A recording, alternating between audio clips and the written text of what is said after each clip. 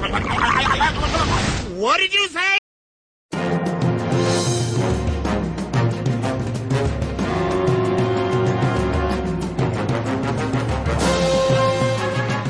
Alright guys, what's up? So Xraypc here. So I wanted to give you guys a taste of how to play a certain role coming up from Marvel Rivals. Which I obviously I can't play Marvel Rivals yet, but I wanted to at least make like some pre-videos for you guys to just show you guys like, hey, this is how you guys got to play that role. So tanking, it's probably gonna have. I want to like role lock it, thinking out because I know people hate role locking, even though 2 tanks is most likely going to be the way to play the game. 1 tank in that game, you're crazy thinking you're going to get away with 1 tank in that game, right? But all right, so the way you want to play tank, there's a main tank and an off tank, right? So and then you could, even if you're not a tank player, you could go around this with as a DPS or support. An off tank is going to be playing with a more mobile DPS, flanking around the enemy team, getting an off angle, and pressuring their team from a different position. The main tank is playing around the main objective and playing around the main healer, right? That's usually how 6v6 goes, or even this game with 5v5. So, let me just go and throw. There's a bot.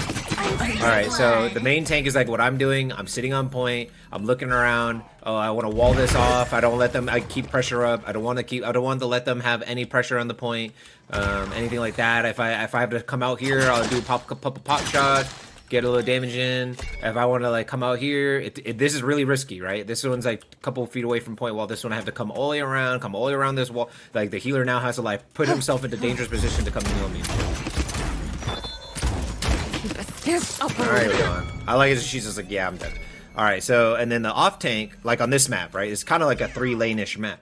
So on this map, the off tank can come around here for a short little route. They want to instantly push into the back line. The healers usually stand here. The long range DPS usually stand here. The flanks maybe try to stand here to maybe get to see if someone gets low first, or the flanks instantly try to push right here with the off tank. So what we would do is you would just push right here, like how that Leon's doing. And then you just like, hey, I'm gonna come around here, get pressure while my main tank's standing there. The person who just rushed on point now is getting pressured, and then you can kind of like be the one to chase around. The main tank doesn't have to do anything. All right, now I'm reset. Let me look around here. Let me help my main tank for a little bit. Okay, then you push up, maybe like, okay, I'm gonna push up these stairs and get another angle. All right, push. Oh, so wait, their DPS calls you. Hey man, they're right here. I need your help. Okay, I'm gonna push around here, and then usually you're gonna be the one to call mainly. But if your DPS that you're playing with starts getting jumped on, obviously they're gonna be dying really fast. So you don't want that to happen to them. And then you can come around here and then come back to point and just keep circling around. So that's usually what you want to be doing as like a tank, off tank, or main tank. The main tank, I mean, like you're just gonna be like playing the OBJ, playing on the main circle, playing on pushing the payload, because I know they have a payload on. I can't remember the third objective, but just things like that. While the off tank character like Incredible Hulk, Penny Parker, because from what I know about their kits, like Incredible Hulk, Penny Parker, I think Magneto. I gotta see Magneto's full kit when I play the game. But he could either be an off tank or a main tank from what I see. I don't know if he had a shield or not. Doctor Strange is more main tank. Groot's a main tank. They're more like no mobility, but they have crazy sustainability. Like Doctor Strange has a huge shield, and Groot has like a bunch of CC and high health pool. So just like they're usually like the people who play main tank, play point, play around your healer. Like this character right here, her ult is generally meant for the objective because it's meant for just huge play CC, but it's not like something super mobile. Okay, so I wanted to show you guys more like examples of like an off tank or main tanks. Examples of like maybe things that could be in the game. So let's say let's get like somebody like Ruckus here, and let's do aerial assault, and then we'll just do like this thing or something. And then let's just buy some Chronos so it's easier to get my abilities off. So with Ruckus, she has, so now with this thing allows me to go up in the air, and then it allows me to do that. So now I can get different positions. So any like off tank or any tank with like high mobility like that generally is not built to be a point tank. Like in any hero shooter, whether they thought about it or not, they're usually like more DPS oriented and like trying to get different angles on the enemy. You know what I mean? So you can be like up here, and then now I get a different angle. It's just like things like that, and then you're like flying through, and then diving on somebody, you know what I'm saying? Like, oh, hey, push you around the corner with me. I'm gonna be pushing on this pip in 3, 2, 1. I'm diving in on now. They're like, okay, and then they know you got a countdown for them, and then you can just pump all your damage into this people, right? Double kill. And now your DPS understands. Hey, I'm pushing on this pip in 3, 2, 1. You give them a countdown. They know to like. And you always warn them like, hey man, when I play, I like to give countdowns when I play. Like, let me switch to how do I switch in this mode? Oh, okay, there you go. They changed it. All right. I should spend my credits. So you'd be like, okay, let me do. Okay, I'm looking to hook the pip in 3, 2, 1. And then they're looking at you, right? Hey, like, hey, Victor, can you play with me? Can you play with me? Okay, I'm gonna be hooking this pip in this room in 3, 2, 1, and then you hook the pip, right? Oh, and then on. obviously, like, I could do a ton of damage just with that, like one like hook combo alone. Like usually, like obviously, like just imagine that game like a Groot. Like, I think it's your ult that locks people in place, but imagine if they have a hook character, right? So, like, your hook, you shoot, hook, shoot, and then you do, like, all their health, and then all your DPS had to do was just shoot them a couple times. If you warned your DPS ahead of time, they'll know. If you warn your healers ahead of time, like, just warning your DPS warns your healer. Oh my gosh, they're gonna look for a play. Let me just look over there and go heal them real quick, you know what I mean? And then main tanks, let me just show you real quick. So, generally, like, let's say this character. So Barrack is kind of player character like a shield dancing character, right? If any character like this with a deployable shield, you want to like go in and out of your shield, making it harder for them to do it. All these guys are gonna do. Oh, sorry. All these guys are gonna do. I'm so used to ship sprinting. Is like they're gonna like try to push on the other side of your shield and be like, oh no, heck no, I'm not gonna let this guy do that, right? I'm gonna do this, and then imagine like I'm the other Barrack or something. I'm gonna be like this trying to shoot him, and he's gonna be like, if you're actually good, you're gonna be like on this side, then this side, then this side, then this side, making it impossible for him to shoot you. Then like, here, let me. So with my turret, like, says maybe a character has like something like that. Okay, that turret can heal me. Okay, this can do this, and then I do this. My shield, my dash gave me a shield. That and like making it harder for me to die on point. Right? I'm fighting. I have so many moments where I could be playing somebody like this character and living between everybody, all these people. Like, I'm trying to think of the characters we have. Doctor Strange. He seemed pretty brain dead easy. We have the Hulk. Melee. We have but he has a little diva gun, so he literally has like a diva form where he like his Hulk is the main suit, and then if you get knocked out of it, you're in like a little Bruce Banner with a little pistol. You have Penny Parker, which I think is melee. I think she is. I mean, I haven't really gotten. I've only seen like the small snippets of gameplay and like from what I hear from people who tested and stuff. You have Magneto, which apparently has a giant greatsword. Like he like controls his magnetism, so he's probably a melee or like a pseudo-ish range character. Maybe he could like hit from this distance, like from here to there or something, because of the greatsword maybe flies out a little bit. So that's another character you don't have to worry about aiming on. Yeah, I don't think they really have like a ranged tank like this yet in that game, man. I'm trying to really think. Like the Doctor Strange one, but Doctor Strange just seemed really easy to hit his shots. Groot, yeah, he's not melee, I think he's ranged. So he might be the only one where you have to actually like worry about like hitting shots like this. But yeah, there's tanks like this, and generally tanks like this, you want to kind of like, all right, let me just use this thing. All right, so you want to play around your shield, play around the corner peek a lot of tanks, man. A lot of tanks let me down because they don't realize that they need to corner peek a lot. You need to corner peek and then make use of your shield. If you want to get aggressive, then you can have your shield cooldown, then you can get aggro, get closer, increase shots in. Okay, your shield's about to go down, you know it. Okay, I'm going back around the corner. Corner peeking. Play like a DPS. You want to like make use of this. There's no cauterize or like how Overwatch 2 just added anti-healing from DPSs. There's none of that in the game from my knowledge. So you don't have to like be as scared, but from my knowledge as well, like healers aren't the healing doesn't seem as crazy as Overwatch and Paladins, where like it needs something like that for people to feel like they're actually doing damage, right? So just know that maybe as a tank you actually can blow up more similar, not as similar to Gundam Evolution, but similar-ish to that game, where healers are strong, but they're not like Well, actually, no, that game healers were literally nothing. It was just methods, and the healing was nothing. I imagine more like, okay, so there's like an inherent, I can't show you like cauterize, but in this game there's like cauterize, where it's anti-healing, and it goes up over time, and by the time it hits about 60% reduced healing, or maybe, let's say like 30% reduced healing is probably the default healing amount of that game, from what it feels like from what I've seen of everyone's kits. Luna Snow is the only person, like actual like main healer of the game, but everyone else is like pseudo healers or like I need to do a lot of damage to get my heals off type characters. But yeah.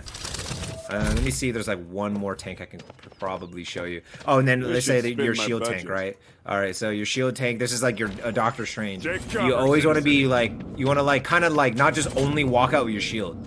Like a lot of tanks want to just walk out with their shield. They're just doing this all day. And even with my like movement speed increase, even if I buy a nimble with my movement speed increase, it's still kind of slow. So like, and a Doctor Strange kind of seems slow too. And you can't do anything either. Your hands or your shield's up. You can't do anything while your shield's up. You want to be able to mix it in. You want to like, what I started to do is like kind of like this, and then block a shot, get damage and block a shot, get damage and block a shot, get damage in. And then the best tanks, just like Reinhardt, you want to block a shot, get a swing in, block a shot, get a swing in, block a shot, or fire strike, or Sand Fan, Fernando, fireball. You know what I mean? You're just like, okay, when they spawn again, just hold on. All right, so you want to be like block a shot, fireball, block a shot, boom. Block a shot, charge on them, boom, and then finish them off. And so typically you could take down a DPS by yourself. I should spend my budget. Typically. And he also has movement, and he also can just go like this. This game is not going to be like, sadly, it's not going to be like Paladins where I have multiple talents where I can make, you know, my characters multiple ways. But you can still take like Doctor Strange and then just be really aggro on him, and then his ult is a giant AoE stun instead of not Reinhardt's where it's a slam down in front of him in a cone. It's a giant AoE stun similar to the radius, not similar to my radius of my ult on Fernando, but it's like, from what I've seen, it's like this big, like how far my flamethrower reaches in a circle around me. And then it just stuns everybody, and then you know they're stunned when they like get their souls knocked out of their body, and you can see their souls like coming out, and then by the time the stun ends, it comes back into their body. And then in that time, you want to call it, hey, I have my ult, I'm going to do it in 3, 2, 1, and then you do like the ulti. And then so your DPS know, on me, like, on me, I'm going to ult, in 3, 2, 1, ult. And then even by the time the 3, 2, 1 ends, hopefully, you got your, you got at least 2 people on, you know, with your ult. Hopefully a DPS and a healer. And that's generally what you want to do with that. You just know, okay, main tips, learn how to call out. Learn proper call outing. Don't just say Victor low, Victor low, Victor low and left, Victor low and left, Victor low and left. Like, what does that mean? Right? Your DPS are right. Okay, that doesn't matter. I'm fighting someone else. But if you go, hey, DPS, or like, hey, Johnny, I need you to follow me. Follow me around this corner. I need to push this Victor. Victor's on the left. He's destroying our team. Can you follow me? Yes. Okay, I'm pushing him now.